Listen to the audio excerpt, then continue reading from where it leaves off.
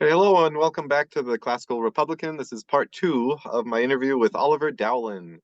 All right, so my next question is about Donato Gianotti. Um, did you feel it was necessary to talk about him, or if not, why not? Well, I did mention him. I think, but I mean, the book is based on my PhD, and the PhD was about a number of historical case studies. So I had to somewhere draw a line at the beginning and the end of these. Uh, uh, and I tended to stop at the end of the Second Florentine Republic, and I was also a bit sceptical about arguments for the mixed polity, where Venice was cited as an example. I've got about a page where I talk about this and saying, that there were lots of people that were looking at Venice, thinking how wonderfully stable it is.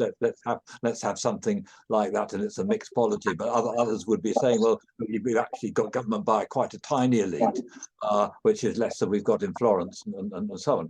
But what I did find really good was a book by a guy called Roth called The Last Florentine Republic.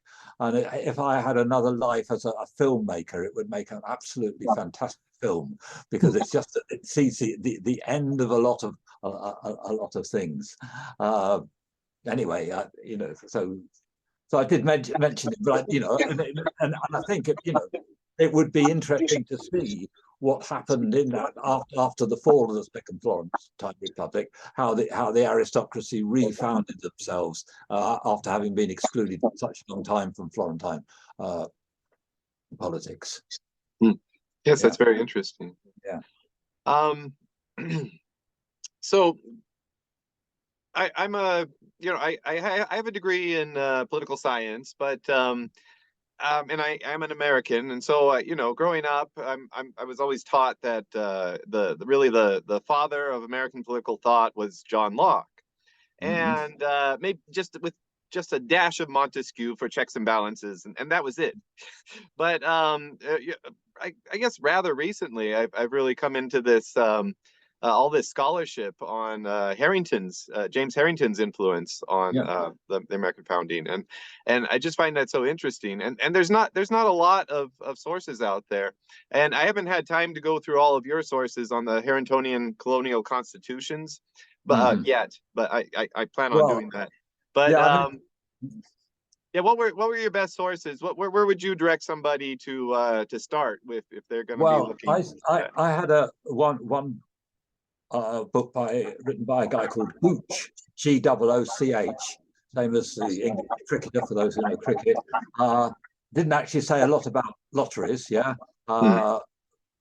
but that was very good on the Harringtonian influence.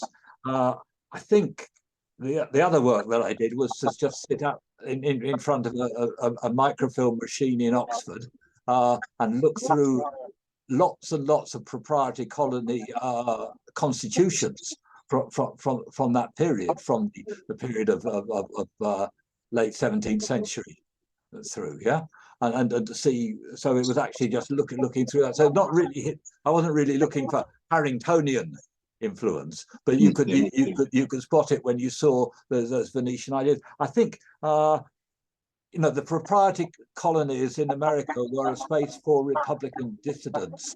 They could send them out there, and they could write their own constitutions on the back of an envelope, and they could try and work things out in a way that didn't damage the relationships between the monarchy and then Parliament that were so tentative at that period in Britain. You see, so a lot of experimentation.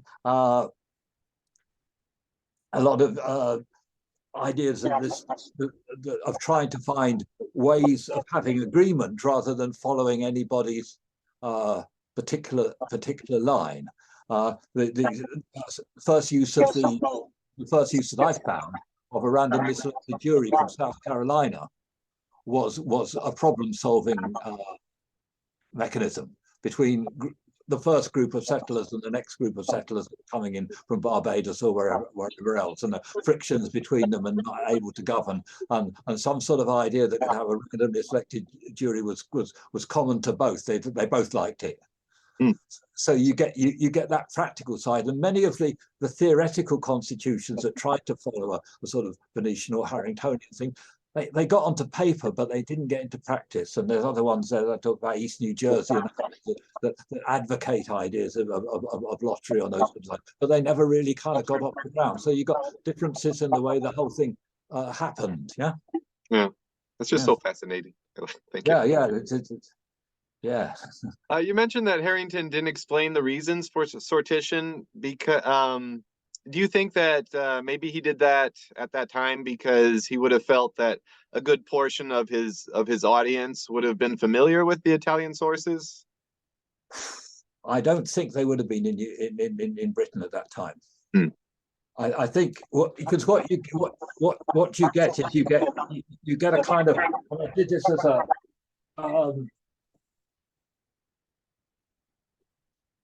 you get these things kind of like clusters. You get ancient atoms, and you get loads and loads of different operations.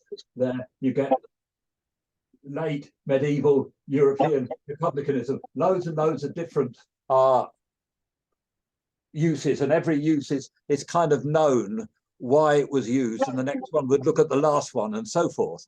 By the time you get to further on here, you get Venice, which kind of carries on from the back end of that. But people don't have the same practical understanding of lottery selection by the time they get. They certainly wouldn't have done in Britain, because in Britain, the randomly selected jury was only in 1730, which is a lot later on, and that was taken from some of the proprietary colony examples.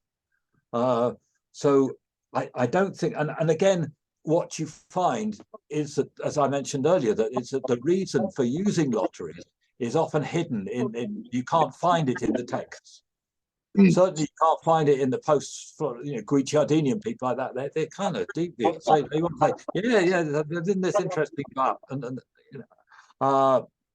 so I think also that the republicanism in Britain, when Cromwell took over and they executed Charles I, they went, oh, where do we go from here?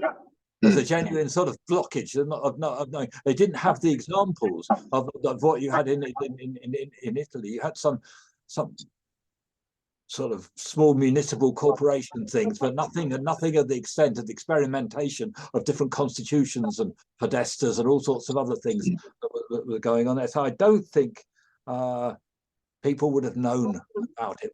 But of course, the other thing is, this is the political, all the way through. You have the use of random selection is part and parcel of decision making, so that the common knowledge of that would have felt, oh yeah, perhaps it is a fair way of doing it, Yes. But that's not written about, it's not in quite the same way, yeah.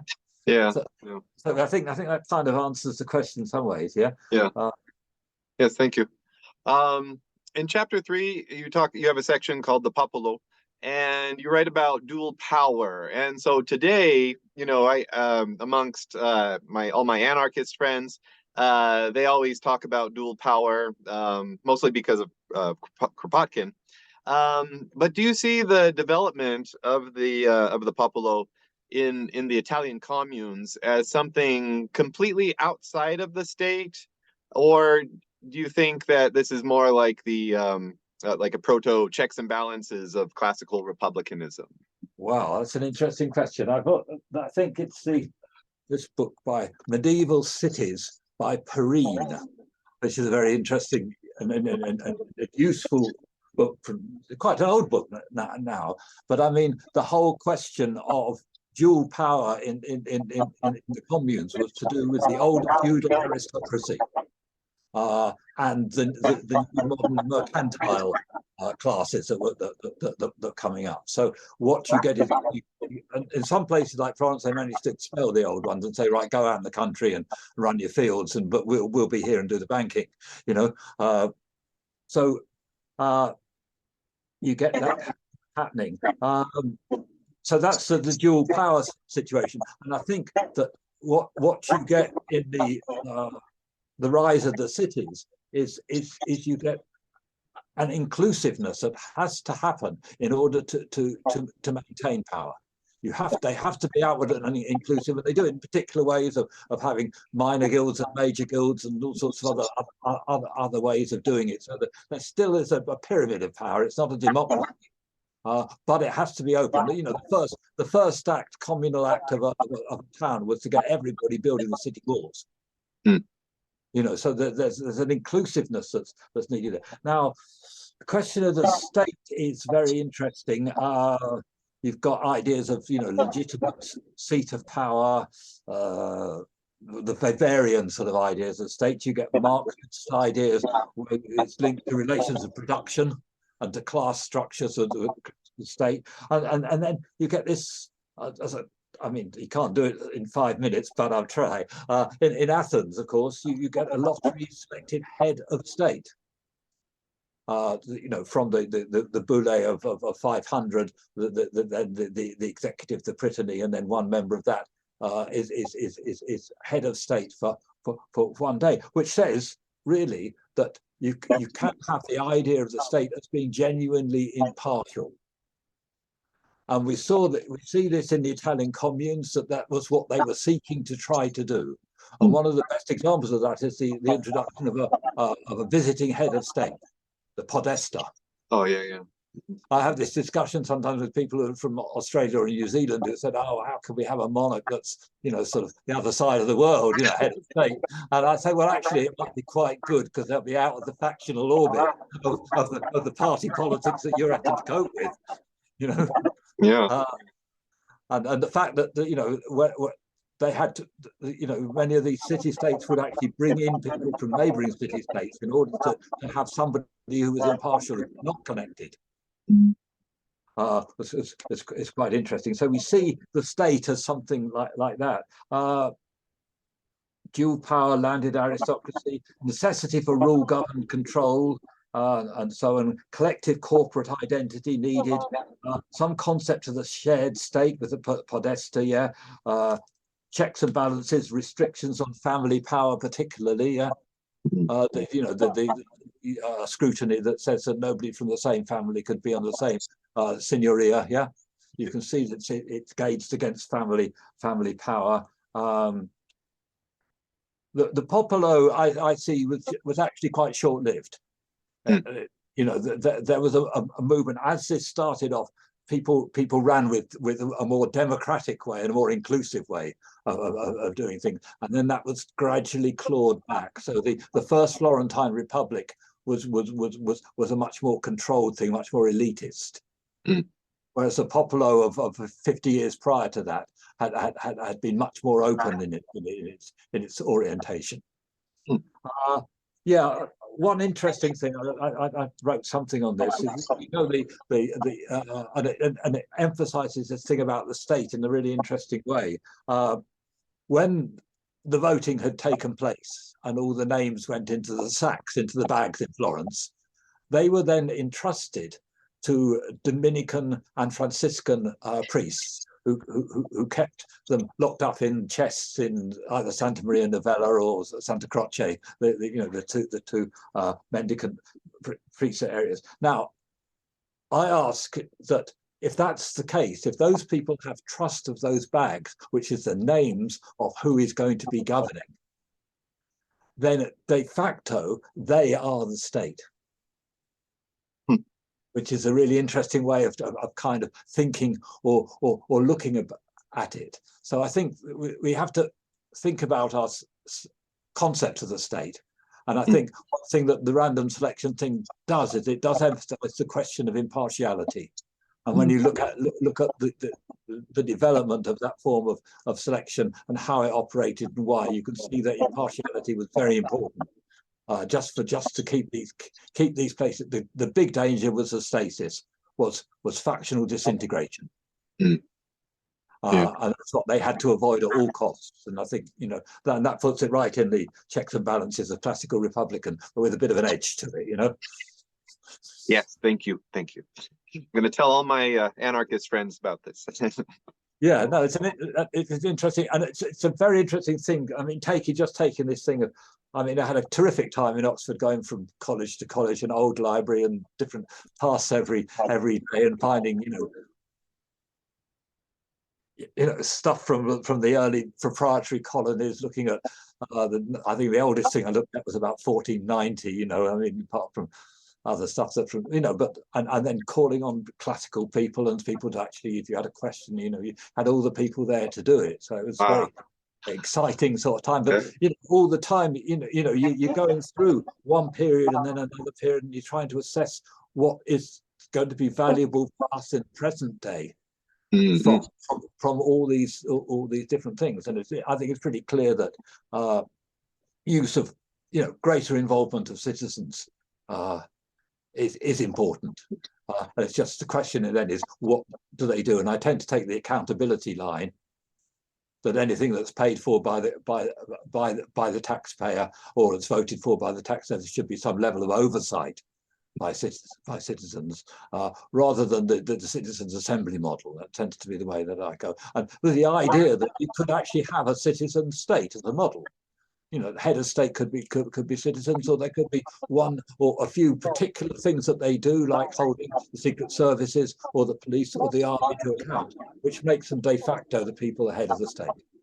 Oh, very interesting. Yeah. All right. Wow. I'll put that one in to stir things up a bit. All right. Well, that's all I have today. Is there anything else you want to leave other than tell everybody to go and buy your book? Yes. Is there anything else you'd like to leave with us? I think the citizens parliamentary groups, it's worth looking up. It's done by New Democracy. Just my name, Oliver Dowlen, Citizens Parliamentary Groups, because that is actually my first attempt to try and actually do a feasibility study in modern day terms within existing constitutional measures. Okay, thank you. So I think that would be a good companion to that, because I don't really go into the modern day use of sortition in there. I get to the point of saying this is the primary potential is to inhibit the power of appointment. You get to that point, and the other thing is, you look at the blind break, which I've not and you say, what is the value? What does the blind break actually do in any of these situations? It's a design question. So that's quite an important one as well, because it has to be design led. You can't talk about sortition as a general thing. You have to talk about it in terms of what it's there to do in any particular problem context. Oh, I see. Okay. Yeah. Very good. Yeah. All right.